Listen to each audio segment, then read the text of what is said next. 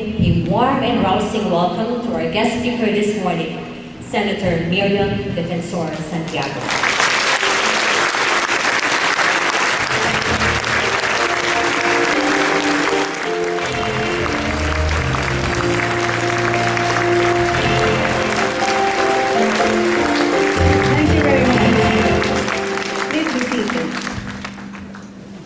Thank you very, very much for your hospitality in inviting me to be a member of the Maynilad family today. I'm a little bit under the weather, pero malapit lang ako dito. Kaya tinanggap ko na ang panyaya ninyo. Dahil sinabi ko sa sarili ko, hindi naman ako kailangan dumaan sa traffic sa Metro Manila na puno ng kaguluhan at kuminsan mapanganib pa. Bawat umaga, pag umalis ako sa bahay ko, kamukha lang ninyo. Handa na ako makikipagsabak. As if I were going to battle in Mama Sapano. Kaya maswerte ako, malapit lang ang venue natin. Gusto ko pumunta dito dahil gusto ko lang makipag-chismis. Tanungin ninyo ang boyfriend o girlfriend ninyo. Ano ang pinagkaiba mo sa tubig? Ang tubig, iniigib. Ikaw, iniibig.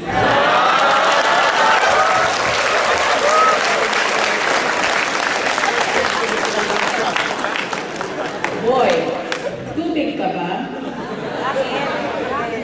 Kasi kung hindi mo ako crush, wala kang taste. Girl, ikaw, tubig ka ba? Boy, bakit? Girl, kasi can't wait for you to evaporate. Tinanong ang mga nanay kung anong pinapainom nila sa mga anak nila. Nanay 1, Bonakid para sa batang may laban. Nanay 2, Emperador para sa totoong tagumpay. Nanay 3, tubig ng Maynilad dahil dumadaloy ang ginhawa.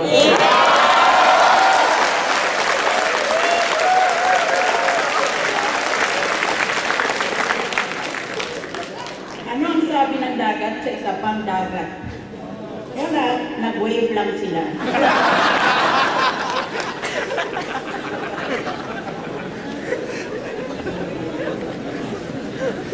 Mr. Manny Pangilinan ang finished.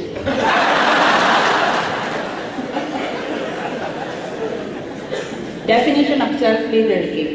A simple definition of self-leadership is the process by which you influence yourself to achieve your objectives. In the 2020 book, Self-Leadership by Bryant and Kazan, this term is defined as having a developed sense of who you are, what you can do, where you are going, coupled with the ability to influence your communication, emotions, and behavior on the way to getting there. Thus, I will summarize the meaning of self-leadership as the modern equivalent of the famous command by Socrates. What is that famous command? You remember? Know thyself. If you want to examine yourself about self-leadership, the authorities require 2 skills. According to Bryant and Kazan, these are: first, the first skill is to stop and step back from the things that trigger us to react. Because when we react, we are being controlled by the trigger. Kaya, dapat kunin mong sarili mo dyan sa magulo at tingnan mong sarili mo at ang mga ginagawa ng mga nakapaligid mo. Huwag ka kaagad mag-react dahil kung ganyan na nag-react ka sa ibang tao, ibig sabihin, kinokontrola ka pala nila. Kung gumawa sila ng ganito, masaya ka.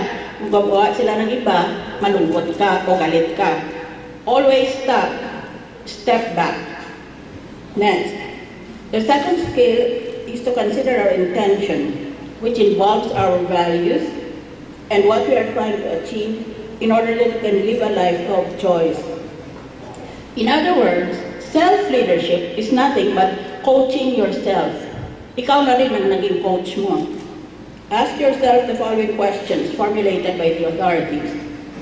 question, what is it that you want to achieve?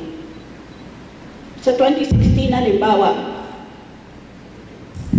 pupunta na naman tayo sa halalan.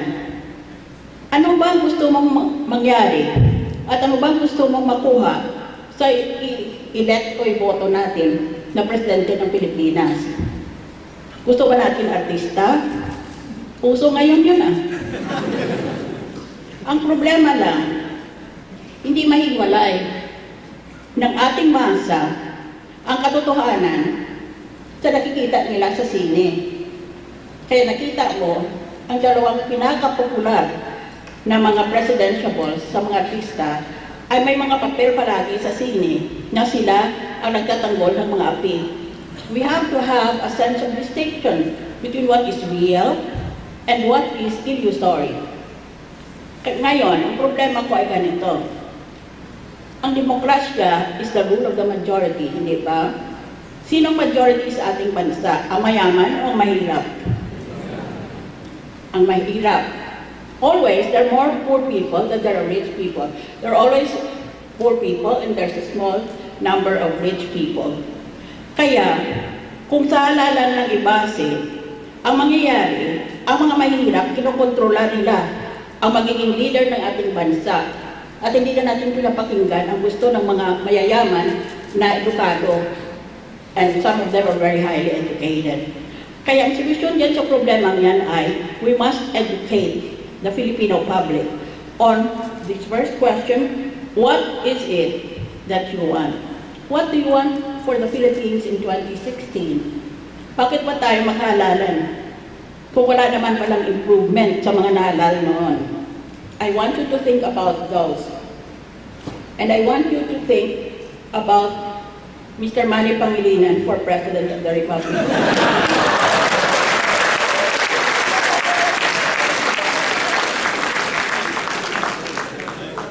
Next question. What actions do you need to take to achieve this? Next. What are the results of your actions? Next. Is this feedback accurate? And lastly, can I filter the feedback? So, tanongin mo ang sarili mo, hindi lamang sa halalan o sa politika, kung hindi sa sarili mong profesyon o career mo. Ano ba talagang gusto mo sa buhay? Self-Leadership Questionnaire. The 2002 International Journal of Leadership Studies published a shortened version of the Self-Leadership Questionnaire as follows. Number 1, self-goal setting. Gumawa ka ng goal, yung hinahabol mo sa buhay. Ngayon, you should bear in mind the following. I established specific goals for my own performance. Hindi ibang taong patikos tayo ng patikos, kung hindi sarili natin gumawa tayo ng standards natin o ng goals natin. Number 2, self-observation. I make a point to keep track of how well I'm doing at work. I-observe mo ang sarili mo. Magaling ba ako sa opisinang hinahanap ako palagi ng boss ko pag importante ang ginagawa? O baliwala lang ako at wala naman nagkaanap sa akin pag absent ako? Number 3, self-goal setting. I work toward specific goals I have set for myself. 4, visualizing successful performance. I visualize myself successfully performing a task before I do it. Kaya, napakalaki ng tulong itong tinatawag na self-image. Yun bang gumagawa ka na ng senaryo sa isipan mo, anong magiging ayos ko kung mag-deliver ako ng guest lecture sa Maynila. So before I came here, I visualized myself, what I was going to wear, how I'm going to greet the audience if I have an opportunity. And I visualized myself standing on this podium, delivering this speech, hoping very much that I can be understood by my audience. Number 5. Iyon yung ang una natin pinag-usapan ay visualizing successful performance. Number 5, visualizing performance. Sometimes I picture in my mind a successful performance before I actually do a task. I-hypnotize mo ang sarili mo. Halimbawa, gusto kong maging sexy. Una, bago ka bumili ng sexing damit o makeup, i-visualize mo sa isipan mo ang paano magiging sexy ka. Because it will make you feel and therefore it will make you act sexy. It's the power of self-hypnosis. Ngayon, nakikita ko na maraming sexy dito. Siguro, alam na ninyo ito. So I will go now to the next. 6. Self-reward. When I have successfully completed a task, I often reward myself with something I like.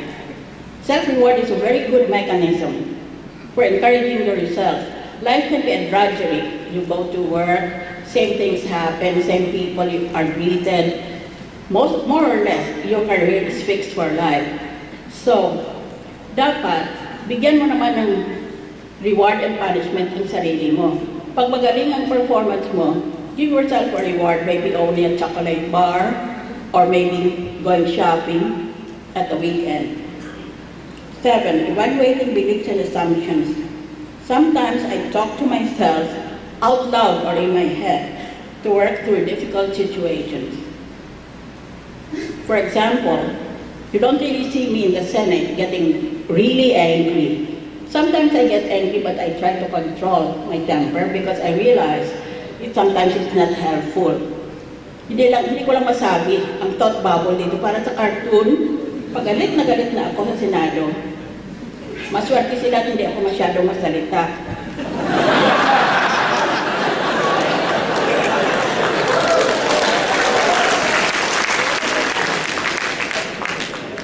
Actually, iniisip ko, kamukha doon sa mga kasapan ng hearing. Sari-saring sinungaling eh. Gusto ko ako i-impress. Actually, kinokontrola ko ang mukha ko. Pero dito sa itaas, ang isip ko, gago. Gago. 8. Self-talk. I try to mentally evaluate the accuracy of my own beliefs about situations I'm having problems with. 9. Evaluating beliefs and assumptions. I think about my own beliefs and assumptions whenever I encounter a difficult situation. Improving performance by employee engagement. The 2010 International Journal of Business and Management defines employee engagement as the employee's willingness and ability to help your company succeed by providing discretionary effort on a sustainable basis. What we want to do is to enhance employee engagement by means of self-leadership. Therefore, managers should observe the following procedure. Start it on day 1. Mag-umpisa ka na. Huwag mo papaliban pa. Number 2, start it from the top. Ikaw hindi. Ikaw rin mag-una sa gusto mong mangyayari. Number 3, enhance employee engagement through two-way communication. Number 4, give satisfactory opportunities for development and advancement. Number 5, ensure that employees have everything they need to do their jobs. Number 6, give employees appropriate training. Ang gustong-gusto ko ay palitan ang ating saligang batas na tungkol sa qualifications for public office. Eh biro mo, basta literate ka lang, makakapagbasa ka at makapagsulat, pwede ka na pala tumakbo na opisyal ng gobyerno. Pwede ka na tumakbo maski hindi ka nagtapos ng high school na senador o kaya vice president or president. Biro mo yon, sa libro natin, para nyo malaman, para ka magpulis, mag-apply ka palang pagka-pulis, kailangan may college graduate ka. Pero, para maging presidente o senador, hindi kailangan na may high school diploma, may college diploma ka. Bisan maski high school diploma, hindi hinihingi yun.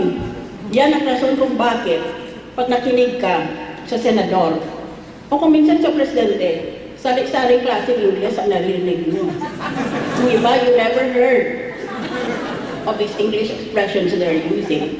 So dapat palitan natin yung provision o provision sa ating saligang batas tungkol sa qualifications for president. Dahil importante ang edukasyon Iba talaga yung matutuhan ka sa mga profesor na may mga expertise nang sa puro ka lang experience. Ngayon, kaya galit ang mga taong bayan sa politiko dahil palapunta sa sinehan ng ating masa at nakita doon sa sine ang kontrabida parang palaging ang politiko dyan sa bayan na yan. Politiko na may bigote. Ating kontrabida.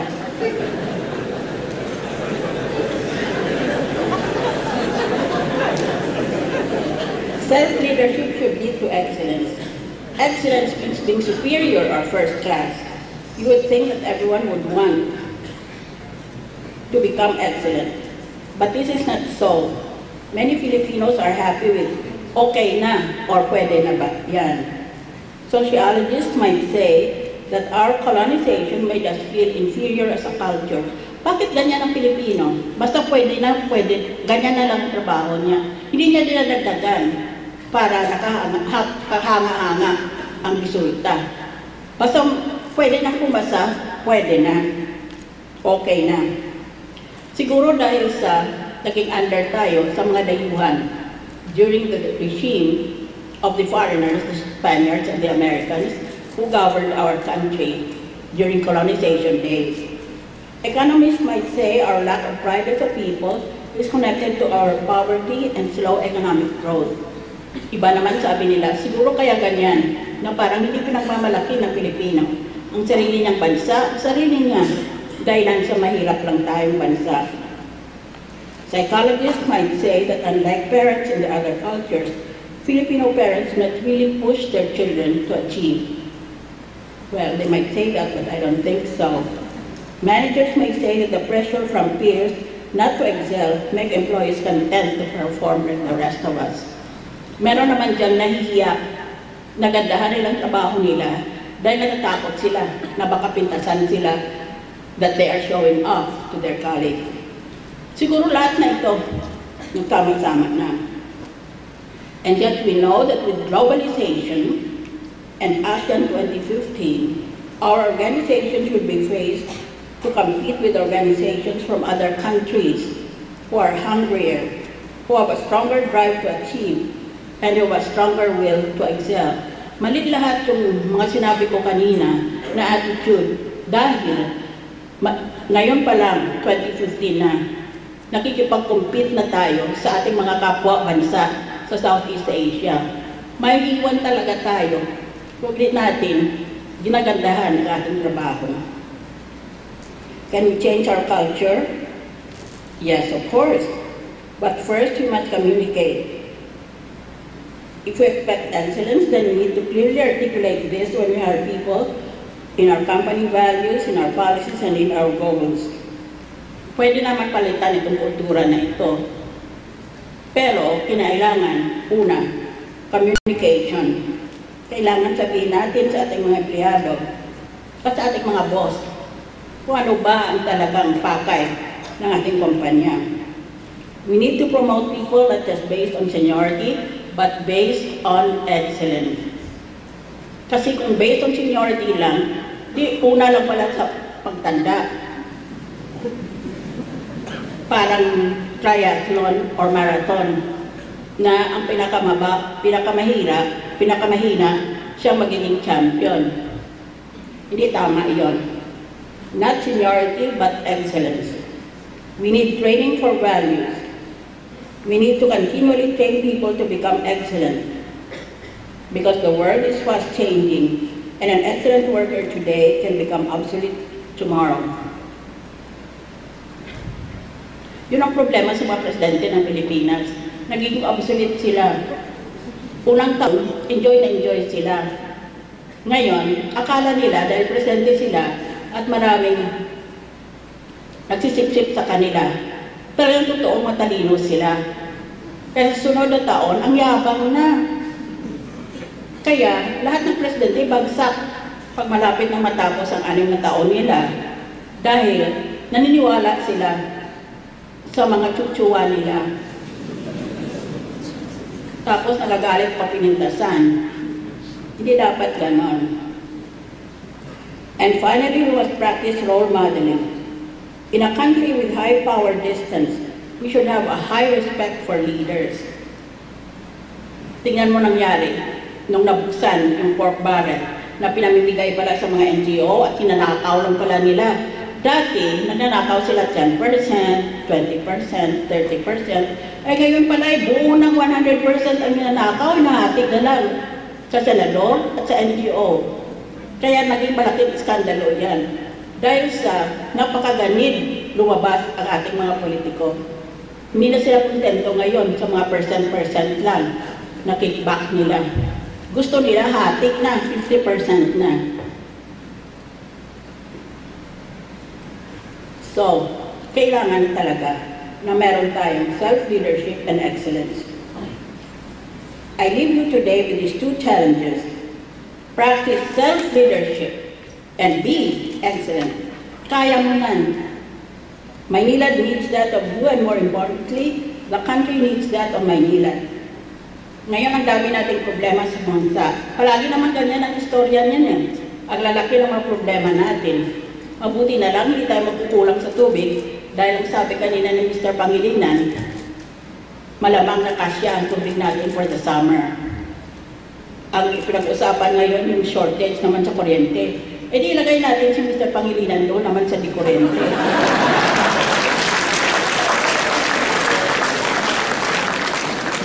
Pero naman ang problema, I assure you from my own personal experience, there is a solution.